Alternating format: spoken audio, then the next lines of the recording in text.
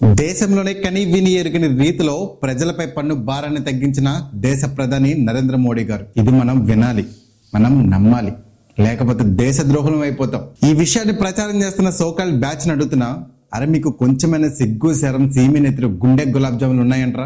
సామాన్యుడు కడుపు నింపి బియ్యం మీద, గోధుమ పిండి మీద, పప్పుల మీద పన్ను వేసింది మీరు. పసిపిల్లల తాగే ప్యాకెట్ పాల మీద, తినే పెరుగు మీద జిఎస్టీ వేసింది మీరు. చదువుకునే బిడ్డ వాడే పెన్ను నోట్బుక్ల మీద పన్ను వేసి వాళ్ళ చదువును కూడా భారం చేసింది మీరు. చివరికి జబ్బు పడి హాస్పిటల్లో చేరితే ఆ గది అద్దె మీద కూడా జిఎస్టీ వేసి బ్రతుకును నరకం చేసింది మీరు. 2017 నుండి జిఎస్టీ తీసుకొచ్చింది ఎవరు? జిఎస్టీ పేరుతో పన్ను భారాన్ని ప్రజలపై బలవంతంగా మోపింది ఎవరు? అరే 100 రూపాయలు ఉన్న వస్తువు ధర 180కి పెంచి ఇప్పుడు 150కి చేస్తే దీన్ని తగ్గించడం ఎలా అంటారు? మీ బుర్రలో ఉంది మెదడ ఆవు పేడ. 2017 నుండి ఎన్నిసార్లు జిఎస్టీని సైలెంట్ గా పెంచారు? అవి ప్రచారం చేయలేదే. మీరే పెంచి మీరే కొంత తగ్గించి ఇప్పుడు దేశంలోనే తొలిసారిగా తగ్గించామని చెప్పుకోవడానికి సిగ్గులేదా అని అడుగుతున్నా.